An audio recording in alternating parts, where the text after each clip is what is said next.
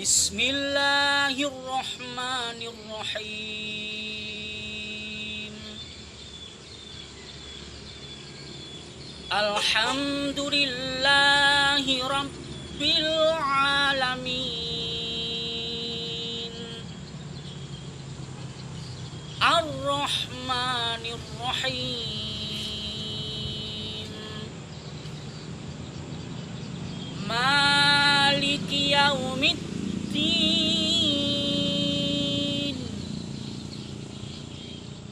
Iyyaka na'budu wa iyyaka nasta'in.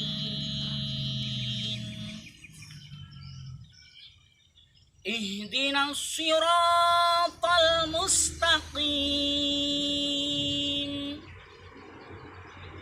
Siratal ladzina an'amta 'alaihim ghairil maghdubi 'alaihim waladdallin.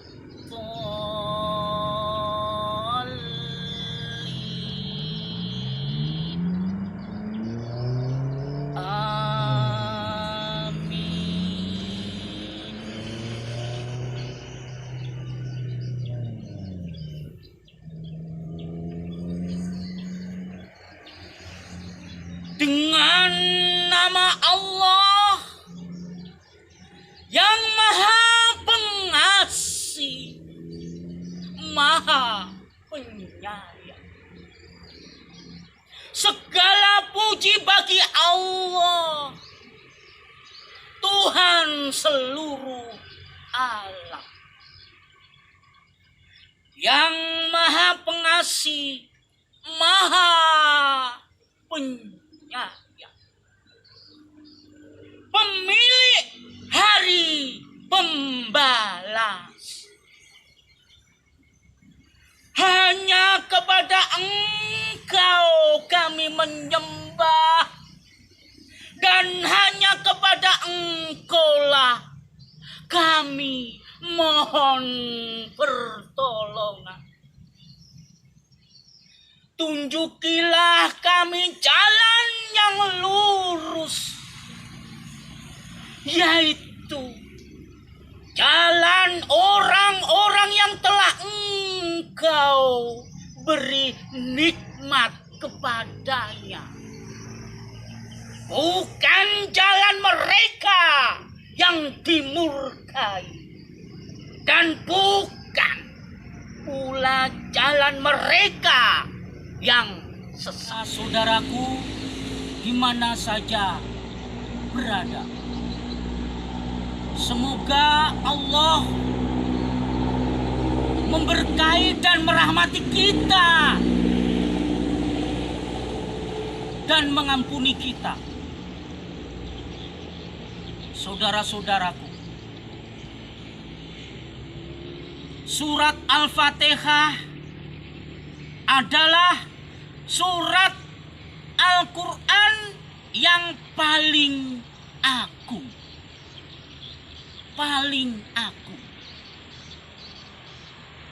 Semua surat ayat suci Al-Quran agung, tapi yang paling agung adalah Al-Fatihah. Di Amerika surat Al-Fatihah dibaca. Di Indonesia surat Al-Fatihah dibaca. Apalagi di Arab Saudi. Semua negara membaca surat Al-Fatihah. Semua negara membaca surat Al-Fatihah. Kapan? Setiap hari. Kapan? Setiap jam. Kapan? Setiap menit. Tidak berhenti. Di dunia ini surat Al-Fatihah dibaca. Paling agung, paling besar, paling mulia surat Al-Fatihah. Dan surat Al-Fatihah ini, saudara-saudaraku, yaitu Ummul Kitab, induknya Al-Quran. Intisari Al-Quran yang 30 juz itu Allah Akbar. Betapa agungnya surat Al-Fatihah. Iyyaka na'budu wa iyyaka nasta'in. Hanya kepadamu aku menyembah dan hanya kepadamu aku minta pertolongan. Yang Maha Pengasih, Maha Penyayang. Allah. Dan surat Al-Fatihah ini saudara-saudaraku juga bisa menjadi jambi-jambi. Apa jambi-jambi? Yaitu obat. Obat. Obat jasmani dan obat rohani. Jasmani dan rohani. Saudara-saudaraku, sekarang corona merajalela masih. Jangan-jangan Allah mengingatkan kepada manusia yang ada di bumi. Lupa dengan Al-Fatihah. Diturunkan corona. Sadar enggak manusia? Sadar enggak manusia? Lupa dengan Al-Fatihah. Ragu-ragu dengan Al-Fatihah. Padahal di dalam Al-Fatihah ada jambi-jambi. Ada obat. Ada obat. Saudara-saudara, kenapa kita tidak yakin seyakin-yakinnya? Iyyaka na'budu wa iyyaka nasta'in. Karena banyak yang ragu-ragu, karena banyak yang tidak sadar, corona diturunkan. Jangan-jangan seperti itu. Allah. Saudaraku,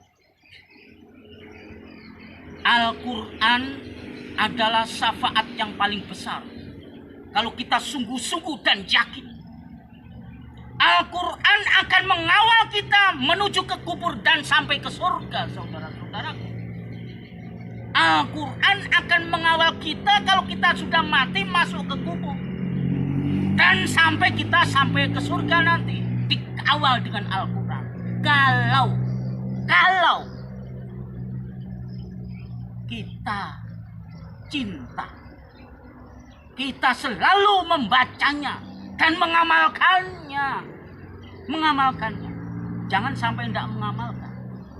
Ayo, kita berusaha semampu kita. Agama tidak memberatkan saudara-saudara, tidak memberatkan. Semampu kita berusaha.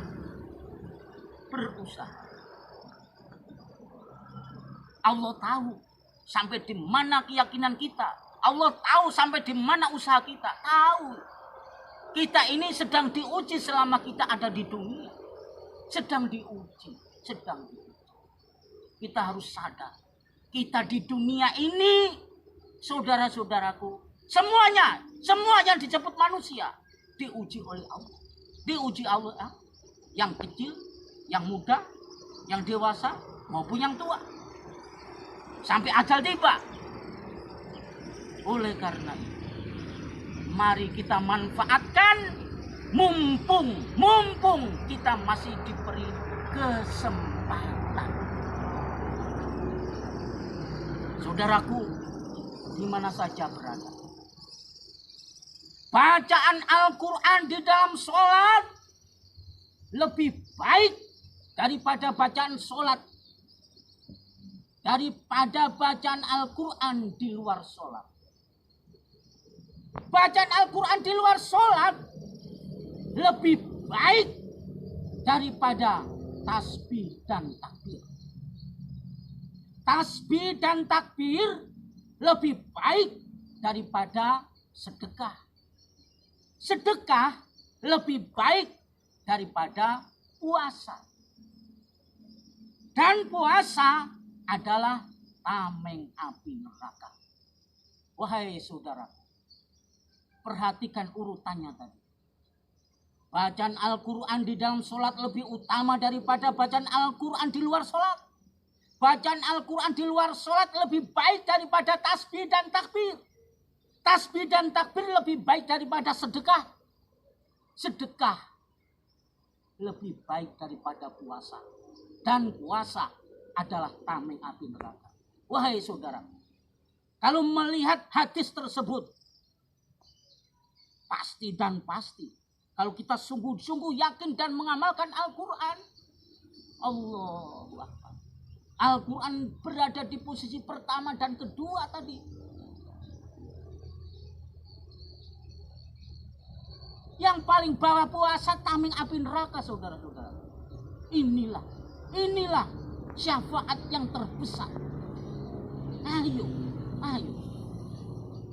Siapa yang melecehkan Al-Quran pasti hancur. Siapa yang melecehkan Al-Quran pasti hancur. Ahok contoh. Allah. Ayo, mumpung kita masih diberi kesempatan sebelum ajal tiba. Wahai saudara, ayo, segera. Iblis tidak senang kalau kita beriman dan beramal soleh. Dunia ini tidak senang kalau kita beriman dan beramal soleh. Dunia ini tipuan, dunia ini ujian. Hati-hati. Dunia ini lebih hebat daripada Harut dan Marut. Harut dan Marut ini malaikat tukang sihir. Itu pun masih kalah dengan dunia. Allah. Ayo kita. Mumpung masih ada kesempatan. Wahai saudaraku, ada cerita nyata.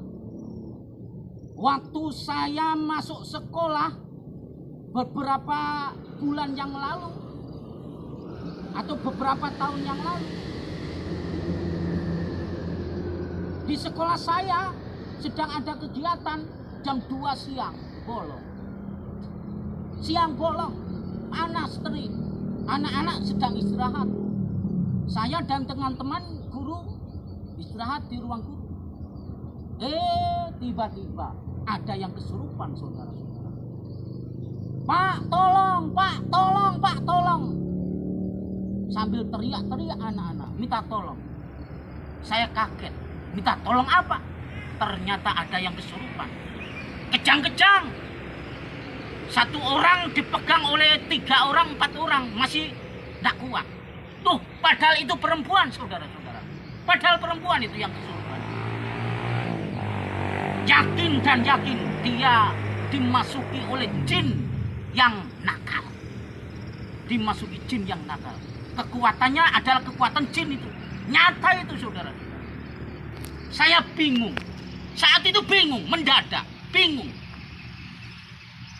Saya lihat tidak ada yang lebih tua dari saya waktu itu.